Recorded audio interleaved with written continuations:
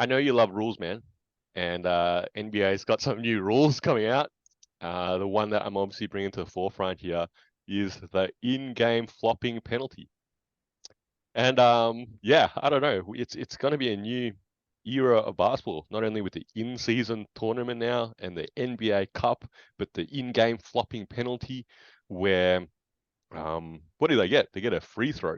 Yeah, they get a free throw at the stoppage of player. I've got it up here. All right. So offending player will be charged with a non-unsportsmanlike technical foul, and the opposing team will be awarded one free throw, which can be attempted by any player which is in the game.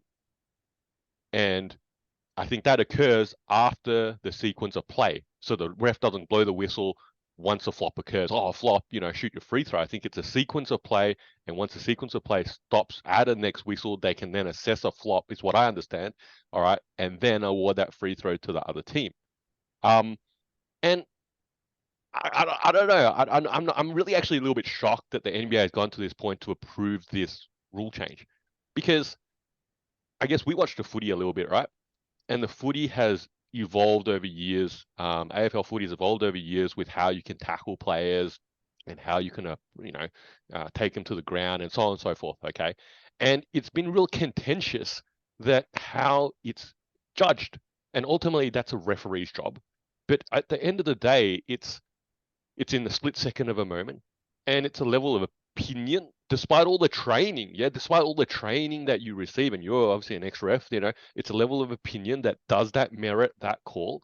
And I think this flopping rule is going to really create this same level of negative contentiousness in these calls.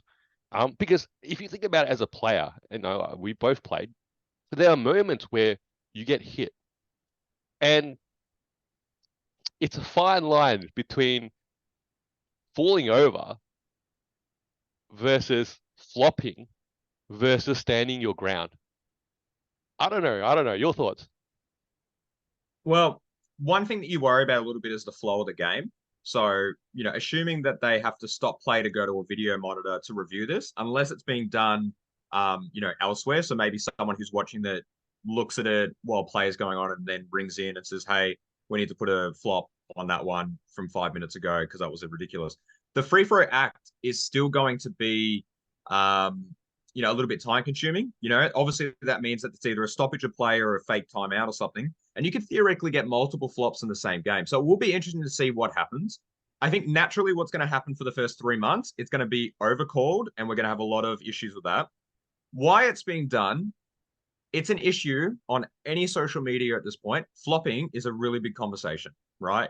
When you talk about LeBron, someone saying the word flop has like a 10% to 20% chance of occurring, right?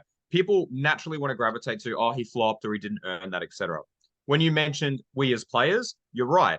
The hardest part is sometimes you do get hit, and basketball by context is a non-contact sport. And if you don't embellish it, or if you don't let people know, like, hey, if I don't fall to the right a bit more, then I'm actually not going to get a call here. And I'm not going to put my body on the line, or I'm not going to have a shot impeded because I'm able to push through it a little bit. So I see why people are doing it. It it is hard because it's subjective. And knowing why people do and don't fall over is very difficult. There's physics involved in this that we're just going to make assumptions of like, oh, you're 7 foot tall, so you can't really fall over ever.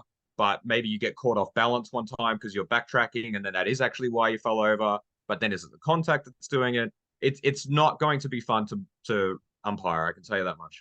I feel like the flop in itself, the act of a flop already penalizes the player flopping. So it feels like a flop really should be not really given this much attention and credit in a game flow situation, that if a player flops in a game, that's like falling over. So if you're falling over, just don't call it. The refs should be trained, and that's what they already do now. That was the initial point of flopping, right? That to differentiate between a foul, a genuine foul or contact versus a flop. And if it's a flop, I believe referees were then told, not I don't know, 5 years ago now, or however long years ago now, that don't call it. Let the game play. Okay, and that player that's flopped has fallen over, probably become a meme.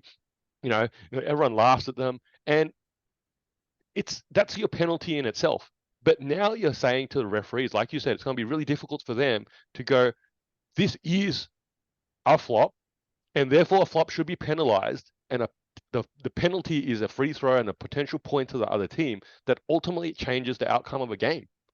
And I don't know. I just feel it's just a dangerous territory here, not one I'm a fan of. I don't know.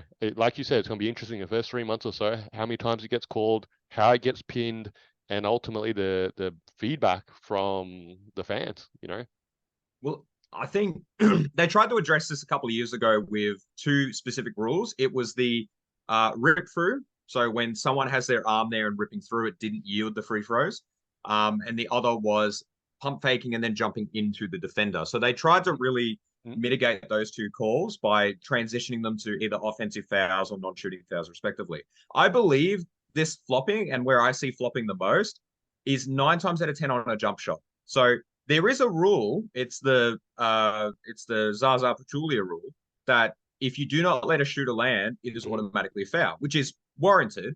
But one of the issues is that now players are beginning to kick legs out or just fall when the defense is closed out effectively to try to sell that call.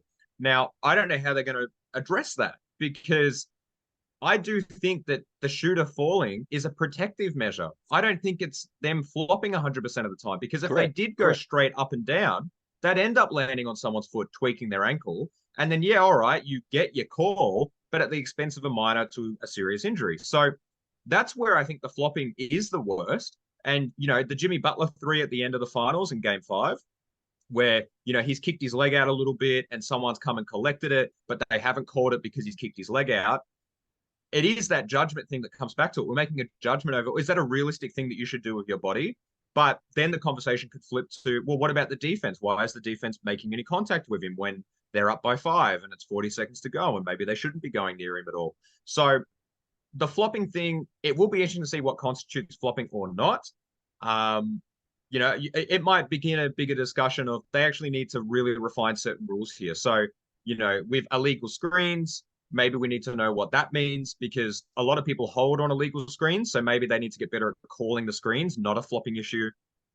I think one of the equally sort of common flops is the drive to the basket, right? You've got this player powering to the basket, a defender tries to cut them off or get in front of them, put your body in front of them, contact is made, and obviously then the defensive player potentially embellishes that contact, falls over, and is termed currently a flop. Okay. Now, I guess firstly, and I alluded at the start that we're both players back in the day. We know what it's like to play basketball. And there are times, I think actually I recall a game where that situation occurred. All right. This player's driving the basket. I'm trying to cut them off just like you would, sort of situation. He's barreled into me. He's knocked me down.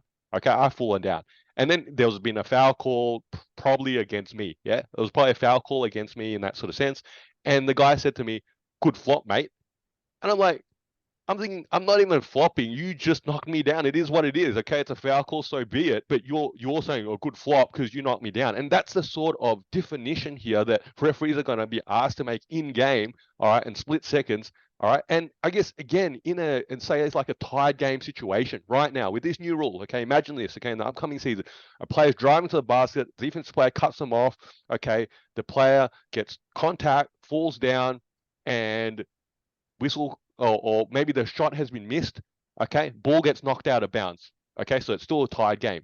Then the referee then goes flop on the defensive player that's fallen down. Free throw to that team that had just missed that layup because some contact was made. No foul call though.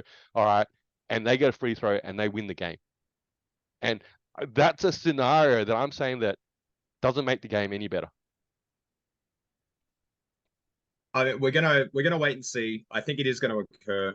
You just kind of hope that these incidents occur early in the game, or in that circumstance, a referee just chooses to do nothing with it. But we've seen evidence with the 2 minute report that something happens and they miss it, and then they talk about it. So maybe the 2 minute report's just going to have a couple more flops in it, and that's really all that's going to change to this rule. But it's a baby step. There's definitely some work that needs to be done elsewhere.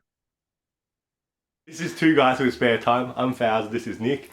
you're probably a basketball fan like us, so hopefully you can throw us an assist in giving our video a like and subscribing to our channel. And if you got thoughts, feelings, or even some suggestions, please put them down in the comment section below. And thank you for using your spare time to watch us in our spare time.